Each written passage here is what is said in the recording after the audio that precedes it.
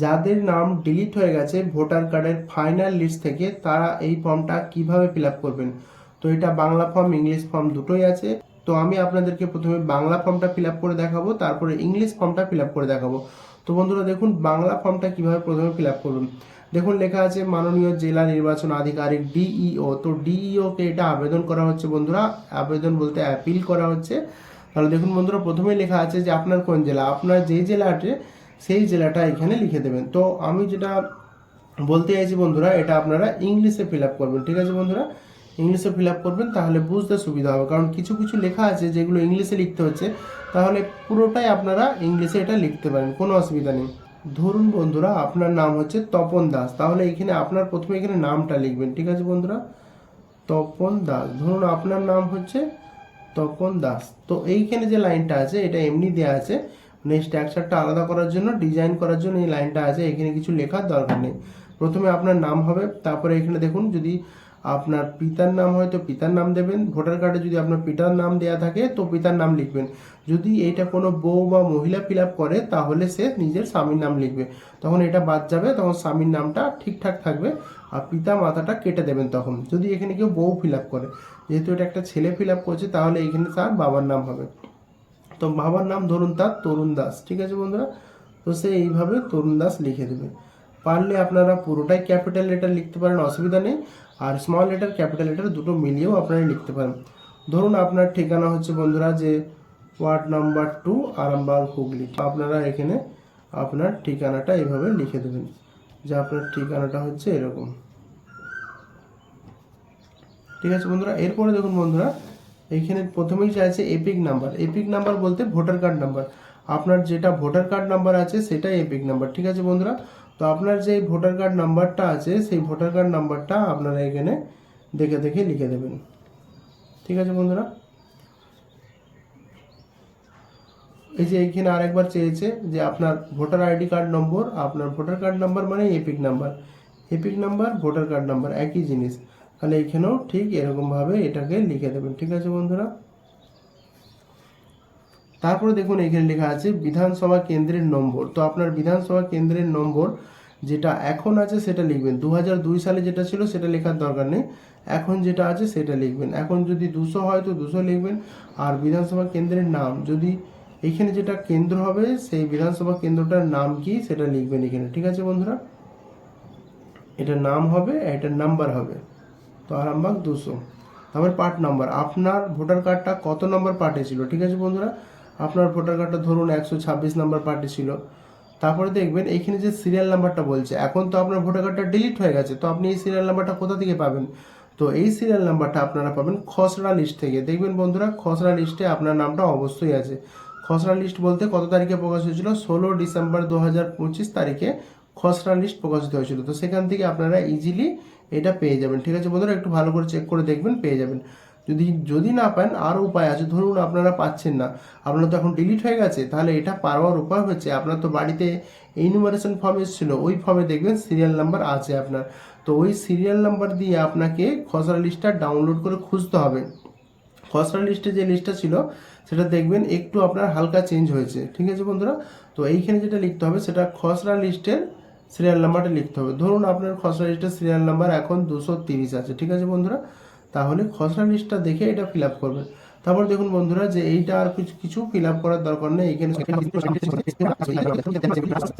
দেখুন বন্ধুরা লেখা আছে ধন্যবাদ বিনীত, এইখানটা আপনার সই হবে। ঠিক আছে বন্ধুরা, আপনি যেমনভাবে সই করেন বাংলা ইংলিশ এরকমভাবে এখানটা সই করে দেবেন। তো আপনার নাম এটা লিখে দেবেন যে ওখানে লিখেছিলেন, যেমন তপন দাস, ধরুন আপনার নাম তপন দাস। মোবাইল নাম্বার আপনারা লিখে দেবেন। ঠিক আছে বন্ধুরা, এইভাবে এই ফর্মটা ফিল আপ হয়ে গেল। আর যবে এটা জমা দিতে যাবেন তবে আপনি এটাকে ডেটটা লিখে দেবেন। ধরুন আপনি এটাকে জমা দেবেন 12 তারিখে, তাহলে এটা 12/3/2026 হবে। ঠিক আছে বন্ধুরা, যেদিন জমা দেবেন সেদিন ডেট দেবেন। তো বাংলা ফর্মটা এইভাবে ফিল আপ হলো। ঠিক আছে বন্ধুরা, ইংলিশ ফর্মটা কিভাবে ফিল আপ করবেন। তো বন্ধুরা প্রথমে দেখুন এখানে লেখা আছে to the district election officer DEO. তো এইখানে আপনার প্রথমেই জেলা লিখতে হবে বন্ধুরা, এখানে হুগলি লিখে দিতে হবে। আপনার যেটা জেলা আছে সেটা আপনি এখানে লিখে দেবেন। তারপর ধরুন আপনার নাম হচ্ছে তপন দাস, তো এখানে প্রথমে তপন দাস লিখতে হবে আপনার নাম। তারপরে আপনার ফাদার নেম হচ্ছে তরুণ দাস, তো এখানে আপনার তরুণ দাস লিখতে হবে। ধরুন এটা কোনো যদি বউ বা মহিলা ফিল আপ করে তাহলে সে ওয়াইফ মানে স্বামীর নাম এখানে লিখবে, ওয়াইফ অফ মানে স্বামীর নাম এখানে লিখবে। ঠিক আছে বন্ধুরা, যেহেতু এটা ছেলে অ্যাপ্লাই করছে তাই সন অফটা আমি খালি রেখেছি। তখন যদি এটা বউ অ্যাপ্লাই করে তখন এইটাকে খালি রাখতে হবে, বাকিগুলো ডিলিট করে দিতে হবে, কেটে দিতে হবে। তারপর দেখুন লেখা আছে অ্যাসেম্বলি কনস্টিটিউশন, তো আপনার যে অ্যাসেম্বলিটা আছে সেটা আপনারা এইখানটায় দেখে দেখে লিখে দেবেন। আপনার যে অ্যাসেম্বলি আছে, অ্যাসেম্বলি মানে বিধানসভা, আমাদের আরামবাগ, তো এই আরামবাগ বিধানসভা আমরা লিখে দিচ্ছি। পার্ট নাম্বার, আপনার ধরুন পার্ট নাম্বার আছে 126, তাহলে আপনারা পার্ট নাম্বারটা দেখে দেখে লিখে নেবেন। কোন পার্টটা লিখবেন আপনার খসড়া লিস্ট থেকে পার্ট নাম্বারটা পেয়ে যাবেন। ড্রাফট রোল পাবলিশ 16/12/25, তখন দেখুন লেখাই আছে এখানে 16/12/25 ড্রাফট লিস্ট পাবলিশ হয়েছিল, সেটার সিরিয়াল নাম্বার যেটা আছে, যেটা আপনার আছে 705 ধরুন আপনার সিরিয়াল নাম্বার ছিল। ড্রাফট লিস্টে তো আপনার ডিলিট হয়নি, তখন দেখাচ্ছিল, তো ড্রাফট লিস্ট নেট থেকে পেয়ে যাবেন বন্ধুরা। আমি ডেসক্রিপশানে লিঙ্ক দিয়ে দেবো, সেখান থেকে আপনারা ইজিলি পেয়ে যাবেন যে ড্রাফট লিস্ট মানে খসড়া লিস্ট, সেটা ডাউনলোড করে আপনারা সিরিয়াল নাম্বার দেখতে পাবেন। এখন যদি আপনি চেক করেন দেখবেন আপনার ডিলিটেড মানে কোনো কিছু শো করবে না। ঠিক আছে বন্ধুরা, তারপর দেখুন এখানে আপনার ভোটার কার্ড নাম্বার চাইছে, তো এখানে ভোটার কার্ড নাম্বার লেখার জায়গা ভালো করে দেওয়া হয়নি, সেজন্য আপনারা পারলে এইখানটা করে লিখে দেবেন, এপিক নাম্বার ঠিক তলাটায় এখানটা করে আপনারা ভোটার কার্ড নাম্বার লিখে দেবেন। ঠিক আছে বন্ধুরা, তারপর দেখুন এখানে লেখা আছে I M a permanent resident of assembly constituency, যে আপনারা পার্মানেন্ট বাসিন্দা হচ্ছেন এই বিধানসভার। তারপর দেখুন লেখা আছে যে আপনার পার্ট নাম্বার, তো একই পার্ট নাম্বার দুবার লিখতে হবে যে আমরা পার্মানেন্ট বাসিন্দা হচ্ছে এই পার্ট নাম্বারের। তারপর দেখুন এখানে সই করতে হবে আপনার বাংলায় করুন বা আপনি যেভাবে করুন, তো আপনার এইখানটায় সই করতে হবে, আর এইখানটা আপনার মোবাইল নাম্বার লিখতে হবে। ঠিক আছে বন্ধুরা, এখানে পরপর আপনারা কোন ডকুমেন্ট অ্যাটাচ করবেন সেটা আপনাদেরকে লিখে দেখাচ্ছি।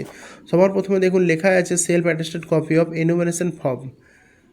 এনুমারেশন ফর্ম বলতে যেই ফর্মটা বাড়িতে প্রথম দিয়ে গিয়েছিলো, সবাই ফটো চিটিয়ে বিএলওকে জমা দিয়েছিল, সেই ফর্মটাই হচ্ছে এনুমারেশন ফর্ম। তারপর হচ্ছে বন্ধুরা ড্রাফট লিস্ট, সেলফ অ্যাটেস্টেড সবইতেই থাকবে, তো সেলফ অ্যাটেস্টেড কথাটা বারবার আমি লিখছি নি, সেলফ অ্যাটেস্টেড কপি অফ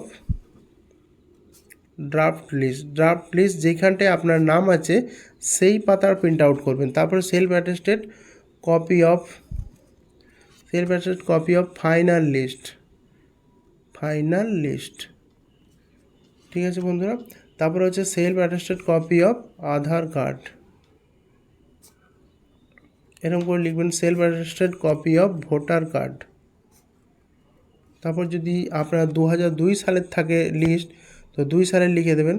তারপর দেখুন বন্ধুরা লেখা আছে এটা 2 নম্বর 3 নম্বর 4 নম্বর 5 নম্বর 6 নম্বরে সেলফ অ্যাটেস্টেড কপি অফ 2002 সালের লিস্ট। ঠিক আছে বন্ধু, 2002 সালের লিস্ট। 7 নম্বর হচ্ছে সেলফ অ্যাটেস্টেড কপি অফ আপনার জন্ম সার্টিফিকেট, তারা এখানে লিখে দেবেন যে বার্থ সার্টিফিকেট যদি থাকে, আর যদি বার্থ সার্টিফিকেট বা মাধ্যমিক সার্টিফিকেট না থাকে তাহলে এটা লেখার দরকার নেই। বা এটাও হতে পারে যে 2002 সালে ধরুন আপনার লিস্টই নেই, তাহলে ধরুন আপনার নেই, অনেকের দেখবেন দাদার ছিল কিন্তু নিজের নাম বেরোয়নি, বাবা মা হয়তো মারা গিয়েছিল, এরকমও হতে পারে, দাদুর ছিল তো দাদু দিলেও চলবে, দিদা দিলেও চলবে। 2002 সালে কোনো সম্পর্ক থাকলে দাদা দিদি ভাই বোন যে কোনো দাদু বা দিদিমা যার হোক থাকলে সেটা অবশ্যই নিয়ে যাবেন, আর সেটা এখানে লিখে দেবেন, কারণ ওইটা দিয়ে একটা রিলেশন ভালো বোঝা যাচ্ছে, তো সেটা অবশ্যই 2002 সালেটা নিয়ে যাবেন।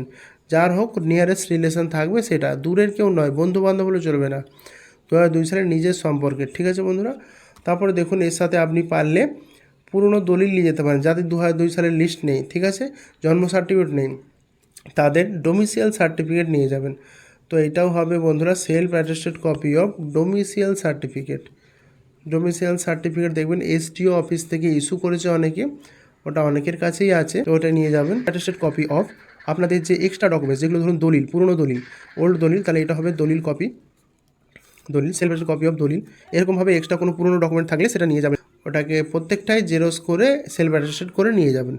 তো বন্ধুরা এইভাবে এটা ফিল আপ হবে, আর সব কিছু নিয়ে এর সাথে পিন মারবেন, দিয়ে ডিএম অফিসে যেয়ে সকাল সকাল লাইন দেবেন, কারণ ওখানে ভিড় হচ্ছে আজকাল। তো বন্ধুরা আজকের জন্য এই পর্যন্তই। আদার্স কিছু প্রশ্ন থাকলে অবশ্যই কমেন্ট করবেন, ভালো লাগলে ভিডিওকে লাইক করবেন, বেশি করে শেয়ার করবেন, আর নতুন হলে অবশ্যই চ্যানেলটাকে সাবস্ক্রাইব করে বেল আইকনটা প্রেস করে রাখবেন।